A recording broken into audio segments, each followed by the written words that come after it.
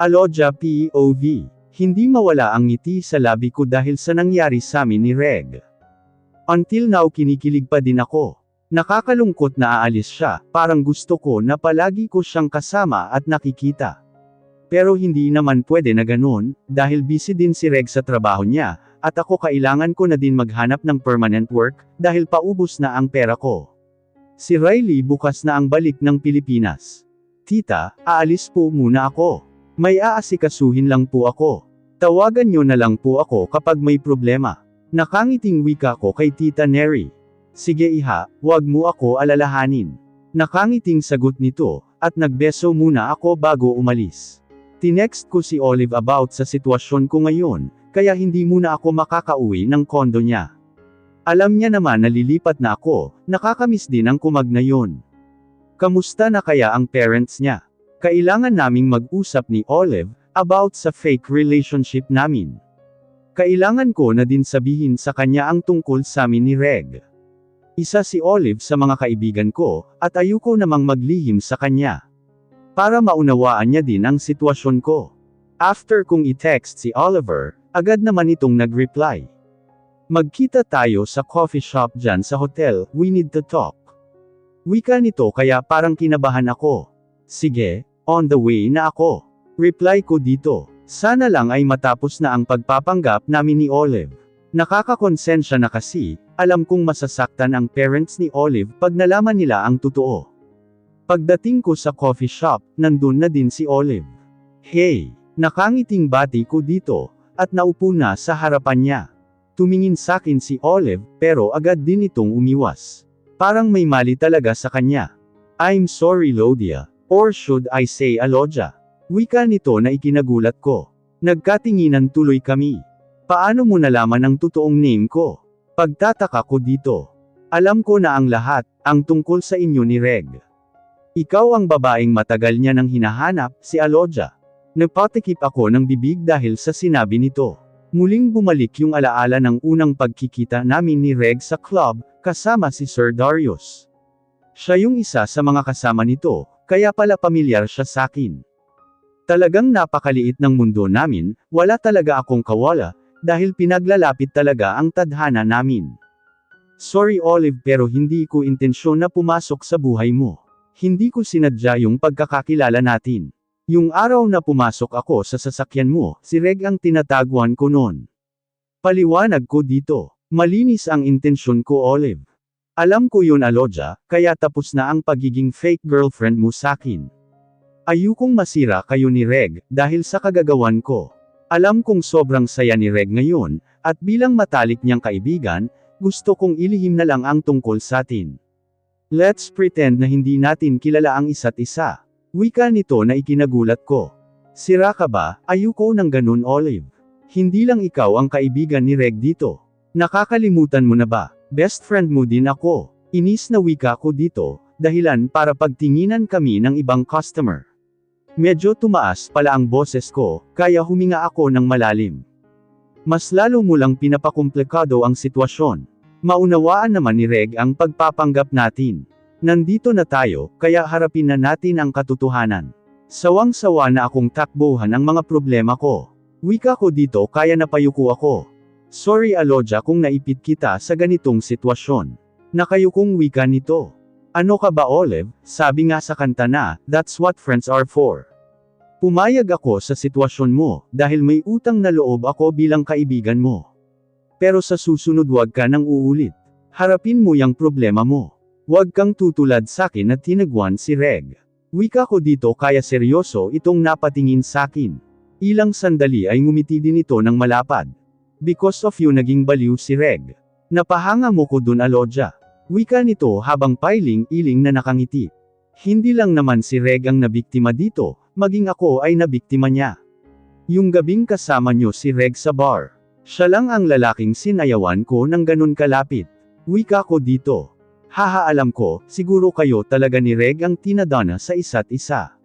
Wika nito sabay inom ng kape niya. Ano nang balak mo ngayon? Sasabihin mo na ba sa parents mo ang tungkol sa fake relationship natin? Tanong ko dito at napataas pa ang isang kilay ko. Napabuntong hininga ito. Ano pa nga ba, kailangan kong harapin tong problema ko. Siguro kung ano ang ikakasaya ng parents ko, gagawin ko na lang. Wika nito na para bang suko na siya sa buhay niya. Subukan mo na lang muna Olive, malay mo naman maging magkasundo kayo ng babaeng yun. Sagot ko dito kaya napatingin ito sakin. Siguro ito na talaga ang right time, para magseryoso ako sa isang babae. Ang problema nga lang hindi sa tamang timing, parang hindi tuloy romantic ang dating. Wika nito kaya napangiti ako. Dami mong alam, na sayo yun kung paano mo gagawing romantic ang unang pagkikita nyo. Sermon ko dito kaya pangiti-ngiti na lang ito. May ba tayo ng usapan Alodia? Kamusta naman ang pagkikita nyo ni Reg? Tanong nito na may halong panunukso. Maayos naman, nawala lahat ng pangamba sa isip ko. Maganda naman pala ang intensyon sa akin ni Reg. Sagot ko dito. Huwag kang mag-alala, nasa tamang tao ka. Sa aming magkakaibigan, si Reg lang talaga ang matino. Ako medyo lang, nahawaan kasi ako ni Darius. Natatawang wika nito, at napahawak pa sa batok niya. Naalala ko si Sir Darius, paano pag nalaman niya na ako si Alodia? Noon pa man ay malaki na ang pagnanasa nito sakin. Kinakabahan tuloy ako sa magiging reaksyon niya, kapag nalaman niya na ako si Alodia. May pakiusap lang sana ako sa iyo Olive. Wika ko dito kaya natigilan si Olive, at tumingin sakin ng seryoso. Ano yun? Pwede bang huwag mo muna sabihin kay Olive ang tungkol sakin? Tanong ko dito, yung kaninang seryosong mukha niya, ay napalitan ng nakangising mukha. Natatakot ka ba kay Darius? Huwag kang mag-alala Alodia. Matagal ka nang sinuko ni Darius kay Reg. Hindi din namin ugali na mag-agawan dahil sa isang babae. Actually nangyari na sa amin yun ni Darius, pero hindi naman sa seryosong pangyayari. Nagkataon lang na parehas kaming mga lasing nun. Ang gusto ko lang ipaalam sa'yo, kapag may heartstring a-touch na, hindi na kami pwedeng manghimasok pa. Nakangiting paliwanag nito. Mabuti kung ganun, alam mo naman ang nakaraan ko. Ayoko kasing isipin ni Darius na mababang uri lang ako. Sagot ko dito kaya napatango na lang ito. Alam niya ang pinupoint out ko. Mabuti na lang at maunawain din itong si Olive. Huwag kang mag-alala Alodia, kung may mangyari man nandito lang ako sa likod mo. Sagot kita dahil best friend mo ako. Wika nito sabay kindat sakin. Nakahinga ako ng maluwag, nakakita ako ng version ni Riley. Salamat at naging kaibigan ko ang katulad ni Olive. Olive POV. After namin mag-usap ni Alodia, dumiretso ako ng hospital para bisitahin si Farah. After what happened sa aming tatlo, nandito pa rin naman ako as a friend. Pero kung nagkataon na ako ang tinuturo ni Farah na ama ng pinagbubuntis niya, aakuin ko naman dahil pagkakamali ko ta. Isa pa, biktima ang bata dito, ayokong lumaki siyang walang ama. Malapit na ako sa kwarto kung saan naka-admit si Farah, nang makita ko si Darius sa labas, may kausap ito sa phone. Make sure na magiging success ka dito, dahil kung hindi parehas tayong pupulutin sa kangkungan. Inis na wika ni Darius sa kausap nito. Wala itong idea na nasa likod niya ako. Sige, dapat pagbalik mo may maganda ka ng balita. Muling wika ni Darius. Sino kayang kausap nito? Mukhang seryoso ang pinag-uusapan nila. Bro, tawag ko dito kaya agad siyang nagpaalam sa kausap niya. Ikaw pala Oli, hindi ka man lang nagpasabi na bibisita ka. Nakangiting wika nito. May pinuntahan kasi ako malapit dito, naalala kong hindi pa nakalabas si Farah, kaya dumaan na ako. How is she, and the baby? Tanong ko dito na may pag-alala. Maayos na ang lagay nila, natutulog si Farah ngayon. Pasok ka muna, wika nito at nauna nang pumasok sa loob. Pagpasok ko, nilagay ko sa table nito ang dala kong prutas. Tiningnan ko si Farah na mahimbing na natutulog. Ang pagkakaalam ko nahuli ata ni Farah itong si Darius na ng babae, kaya umabot sila sa ganito. Kamusta naman kayo ni Farah? Tanong ko kay Darius, kaya napalingon ito sakin. Hindi niya ako kinakausap. Sagot nito sabay tingin kay Farah. Mukhang galit na galit talaga si Farah dito. Sa loob ng ilang buwan na pagsasama nila, mukhang natututunan ng mahalin ni Farah si Darius, pero si Darius mukhang matigas ang puso nito. Kailan kaya siya titino? Ingatan mo si Farah bro, tandaan mong dinadala niya ang baby mo. Hindi siya pwedeng ma-stress. Kung talagang gusto mong mabuhay ang baby nyo, at hindi malagay sa alanganin ang buhay ni Farah, maging mabuting ama ka para sa bata. Wika ko dito kaya natahimik ito. Alam ko naman na hindi pa handa si Darius na maging ama. Kahit naman si Farah hindi niya rin ito ginusto. Pero nandyan na yan ang destiny nila. Ilang minuto pa akong nagstay, hanggang sa nagising na si Farah. Lumabas naman si Darius, dahil may tumawag ulit sa phone niya. Ikaw pala Oli, kanina ka pa ba? Nakangiting tanong nito. Uupo ito kaya agad ko siyang inalalayan. Oo, paalis na din ako. Binisita lang talaga kita. Nakangiting sagot ko dito.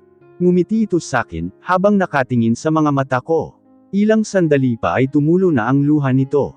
Farah, pag-aalalang tawag ko dito. Agad niya ding pinunasan yung luha niya. Sana ikaw na lang ang naging ama ng baby ko. Sana hindi kami nagkakaganito, wika niya habang nakayuko. Huminga ako ng malalim, at hinawakan ang dalawang kamay niya. Everything has a reason Farah, darating ang araw na magbabago din si Darius. Lumaban ka para sa baby mo, hindi ka pwedeng maging mahina dahil lang sa nangyayari sa inyo ni Darius. Wika ko dito kaya napatingin ito sa mga mata ko. Thank you Oli, hindi ko na talaga alam kung anong gagawin ko. Parang hindi ko kayang pakisamahan ang babaerong yan. Kung hindi lang dahil sa parents ko, hindi ko ipagsisiksikan ang sarili ko sa kanya, honest na wika nito. Sabi nga nila, parents knows best. Malalampasan mo din to Farah, pag kailangan mo ng makakausap. Just call me. Nakangiting wika ko dito. Salamat Oli. Nakangiting wika nito. Pagpasok ni Darius ay tumayo na din ako sa kinauupuan ko, para magpaalam sa kanila. Bro I have to go, may pupuntahan pa kasi ako. Paalam ko kay Darius. Ganun ba, sige mag-iingat ka. Salamat sa pagbisita. Wika nito at tinapik pa ang balikat ko. Magpagaling ka Farah, alagaan mo mabuti si baby. Wika ko dito. Salamat sagot nito at sinamahan ako ni Darius palabas ng room. Aloja POV. After namin mag-usap ni Olive, dumiretso na ako sa agency ko. Dahil hindi na ako mangingibang bansa, dito na lang ako magpapa-assign sa Pilipinas. Papasok na sana ako ng company, nang may mapansin akong may edad na lalaki. Napahawak ito sa wall glass, na para bang hindi maganda ang pakiramdam niya. Agad ko itong nilapitan. Sir ayos ka lang ba? Tanong ko dito. Agad itong umiling. Mukhang nahihilo ito at kailangan agad siyang dalhin sa hospital. Mukhang hindi talaga maganda ang kondisyon nito. Agad akong tumawag ng tulong. Napansin naman agad ako ng guard ng agency, kaya tinulungan ako nitong alalayan ang matanda. Mr. Crimson, wika ng guard dito, kaya mas nagmadali kaming pumasok sa loob ng agency. Dali-dali kaming tinulungan ng iba pang staff dito.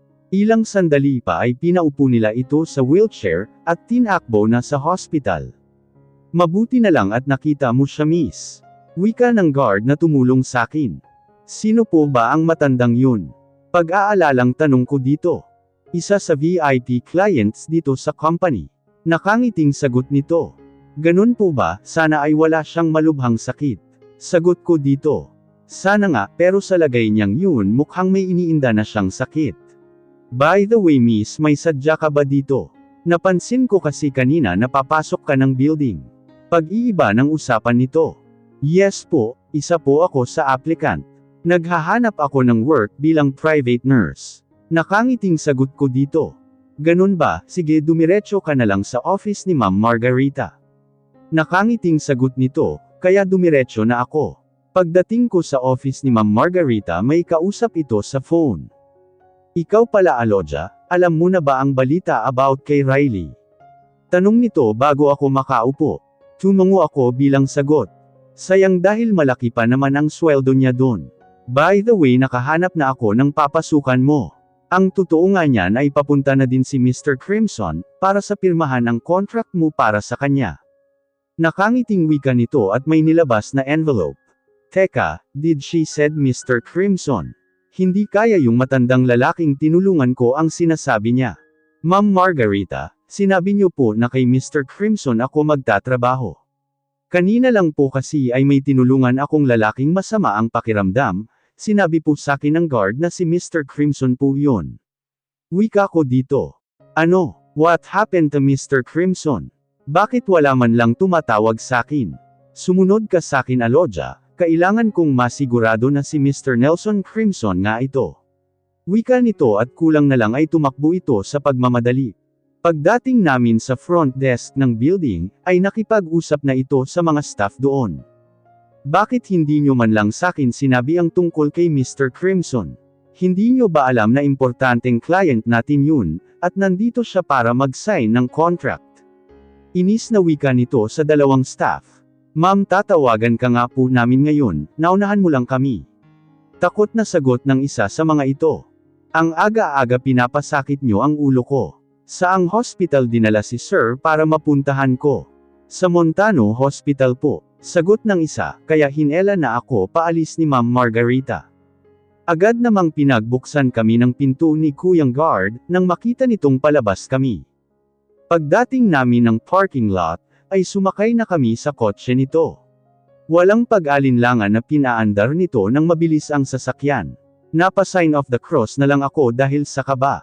Nakahinga ako ng maluwag, nang makarating kaming ligtas. Dumiretso ulit ito sa information ng hospital. After nitong makuha ang information about kay Mr. Nelson, ay hinela na naman ako nito.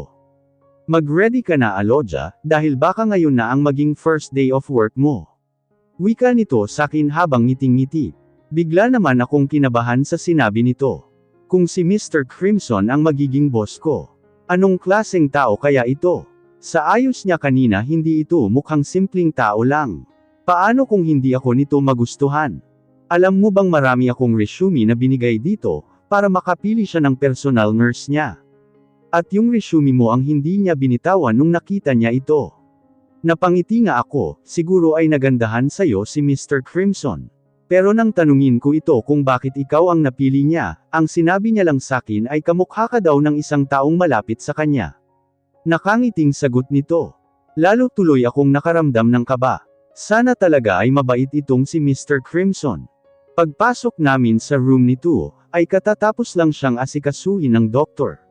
May oxygen nang nakakabit dito. Doc, kamusta po si Mr. Crimson? Tanong ni Ma'am Margarita. Sa ngayon maayos na ang lagay niya, kailangan niya lang magpahinga. Mabuti na lang at nadala agad siya ng mga tauhan mo. Wika ni Doc sabay tingin sa natutulog na si Mr. Crimson. By the way Doc, si Aloja ang nakakita sa kanya. Siya din ang magiging personal nurse ni Mr. Crimson. Kaya siya na lang ang kausapin mo about sa kalagayan ni Mr. Crimson, wika ni Ma'am Marga dito. Mabuti naman kung ganun, sumunod ka sakin iha.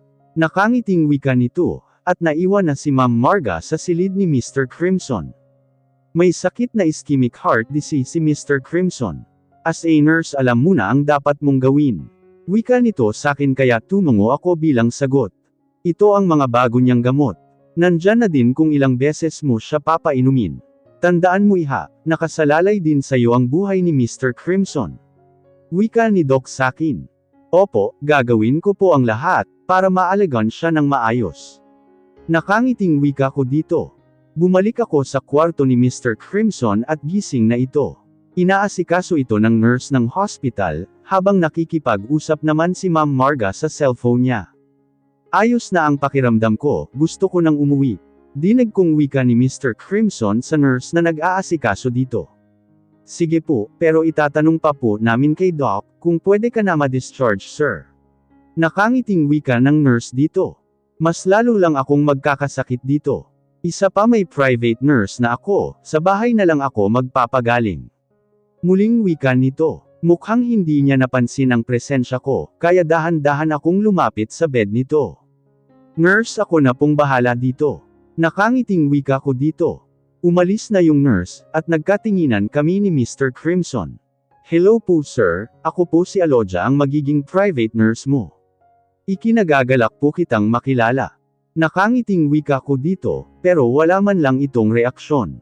Ang sabi ni Ma'am Marga kaya daw ako ang napili nito, dahil kamukha ako ng isa sa mga kakilala nito. Pero di ba dapat happy siya? Pero bakit wala man lang siyang reaksyon? Siguro dahil masama pa ang pakiramdam nito. Kamukhang kamukha mo ang dating asawa ko iha. Nakangiting wika nito na ikinagulat ko. Ilang sandali pa ay tumulo na ang luha nito, kaya agad ko siyang nilapitan. Hindi ko alam pero naiiyak na din ako. Sir, wag po kayong umiyak. Nauutol na wika ko dito, habang pinipigilan ang pag-agos ng luha ko. Masaya lang ako iha, dahil nakikita ko siya sa iyo ngayon. Wika nito at pinunasan na ang luha niya. Nakahinga ako ng malalim ng kumalma na ito. Okay lang po ba na ako ang maging nurse mo? Baka po kasi lagi mong maalala ang yumao mong asawa dahil sakin. Nahihiyang wika ko dito. Hindi Aloja, dahil sayo lumalakas ako.